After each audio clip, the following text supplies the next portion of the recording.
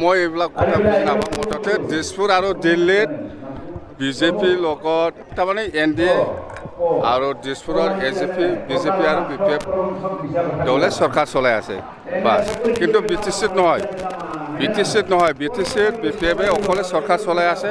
আৰু চলাই যাব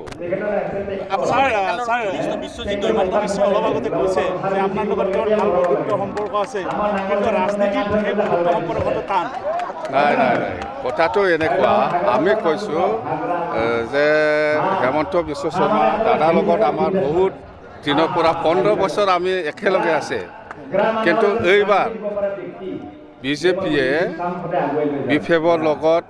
BTC ইলেকশ্যনত মিত্ৰতা কৰা নাই যেহেতু বিজেপিও ইলেকশ্যনত নামিছে বিজেপিয়ে নিজকে জিকাবৰ কাৰণে মোৰ এগেইনষ্টত হওক বা দলৰ এগেইনষ্টত হওক এইবিলাক কথা ওলাবই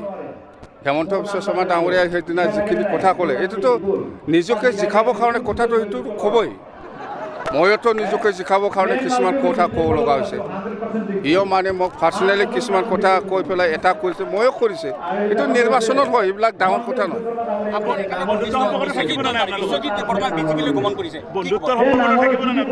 BTC নিৰ্বাচনত বন্ধুত্ব নাই পাৰ্চনেলটো থাকে ইয়াৰ বিষয়লৈ মই একো নাজানে মততে আমাৰ কথাটো হ'ল BPFে BTCত চৰকাৰ গঠন কৰিব এবছলিউট মেজৰিটি লৈ পেলাই আৰু অ'ভাৰটেকিং সময়ত ডক্টৰ হিমন্ত বিশ্ব শৰ্মা ডাঙৰীয়াক আমি এইবাৰ অ'ভাৰটেকিং চেৰিমনিত নামাতিব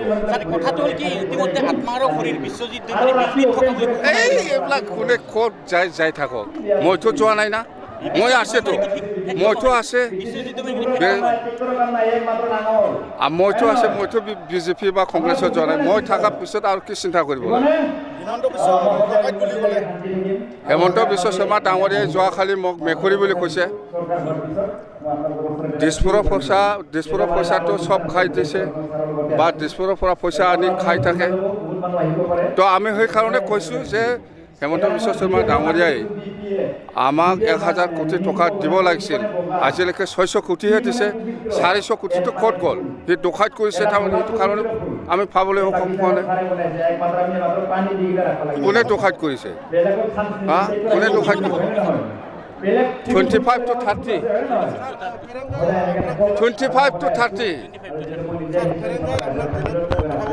এইবিলাকৰ নাম ওচৰত নাই নিব মোৰ আমাৰ যুদ্ধটো হ'ল হেমন্ত আৰু মই দাদা আৰু মই এতিয়া আমাৰ কোন ফেৰেংগা কোন বিশ্বজিৎ কোন এইবিলাক বাদ দে কোন প্ৰমোদ চমৰ এইবিলাক বাদ দে যুদ্ধটো এতিয়া